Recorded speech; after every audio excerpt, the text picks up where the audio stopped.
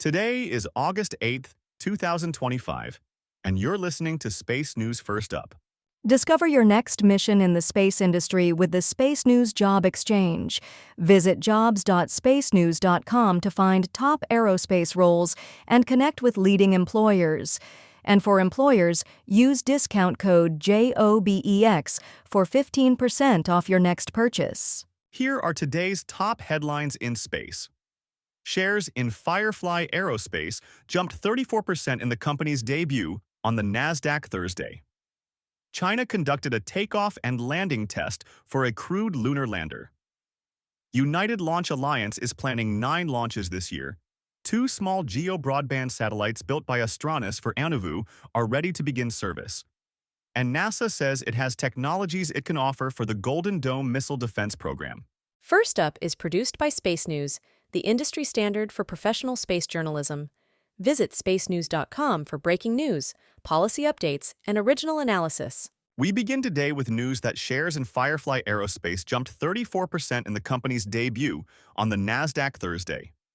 Firefly shares closed at $60.34 and traded as high as $73.80 during the day.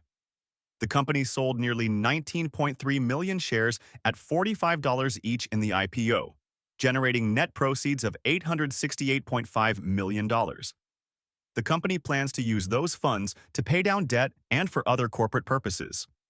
Firefly's IPO comes 2 months after Voyager Technologies went public, but industry observers say there are limited opportunities for other space companies to go public in the near term. China conducted a takeoff and landing test for a crewed lunar lander. The first integrated landing and ascent test of the Anuvu, Embracing the Moon, crewed lunar lander took place this week, simulating a landing on and ascent from the lunar surface. Footage from the test shows the 4-legged lander under thrust, with a yellow plume suggesting the use of a nitrogen tetroxide-based oxidizer, likely in combination with hydrazine.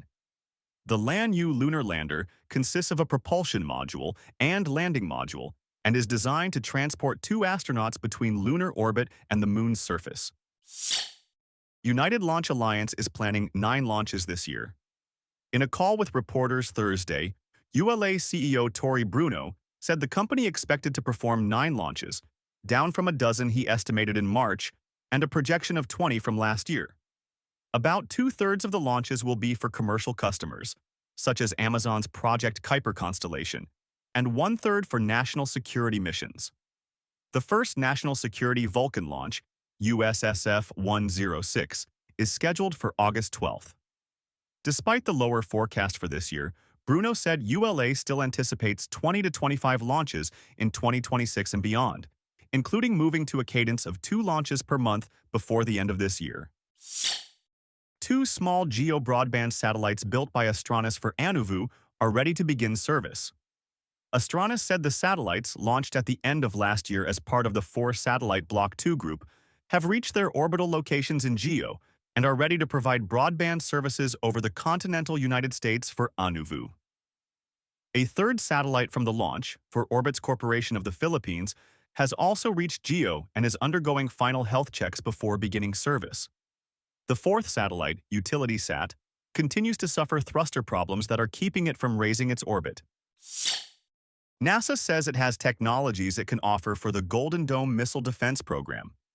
An official with the Marshall Space Flight Center said at the Space and Missile Defense Symposium this week that technologies under development at the center, such as a rotating detonation rocket engine, which offers higher efficiency than traditional technologies, could benefit the missile defense initiative. Other technologies from Marshall could include cryogenic propellant management, artificial intelligence, and inflatable space structures. Share your company's news with the entire space industry through Stellar Dispatch, the press release service from Space News. Learn more and use discount code SD2106 for 15% off when you submit yours at spacenews.com/stellardispatch. In other news, investors say a changing political climate is making it harder for them to pick winners among space industry companies. They say they have to balance significant increases in defense spending, particularly Golden Dome, with proposed cuts to NASA. Uncertainty about spending levels and priorities has created confusion among investors whose portfolios include space companies with significant government business. One venture capital investor said they plan to pull back from space because of that lack of clarity.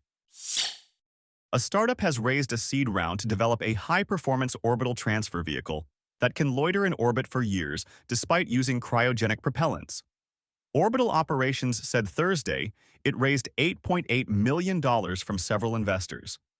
The startup is working on Astranis, a vehicle capable of rapid movement between orbits, powered by an engine using liquid hydrogen and liquid oxygen propellants. The company has designed a cryogenic propellant management system to prevent boil-off of those propellants, and the seed funding will allow the company to develop an orbital test of that technology in 2027. The company initially explored commercial uses of Astranis, but is now focused on defense applications. Voyager Technologies has acquired a company developing AI systems for space. Voyager said Thursday it acquired Electromagnetic Systems Inc. (EMSI) for an undisclosed sum. EMSI develops AI and machine learning technologies for automated target recognition software and intelligence analytics to be used on space-based radar systems. Voyager plans to use EMSI technologies for defense and national security applications. The Jacksonville Daily Record reports that a Florida spaceport is pursuing plans to host spacecraft re-entries. The Jacksonville Aviation Authority Board unanimously approved plans to seek an FAA license to allow spacecraft re-entries at Cecil Spaceport, a former naval air station. Cecil has an FAA spaceport license for launches, but has yet to host a licensed launch. Spaceport officials say a license could support efforts to host research as well as hypersonic testing. The board also approved plans for a space vehicle facility at the spaceport, but provided few details about what the facility would entail. Science News reports that astronomers have discovered an exoplanet in the habitable zone of the nearest Sun-like star. In research announced Thursday, astronomers said they detected a gas giant planet similar in mass to Saturn orbiting Alpha Centauri A, a Sun-like star 4.3 light-years away. The gas giant is in an elliptical orbit that takes it through the star's habitable zone. Astronomers were able to directly observe the planet using an instrument on the James Webb Space Telescope, combining those observations with older data from ground-based telescopes.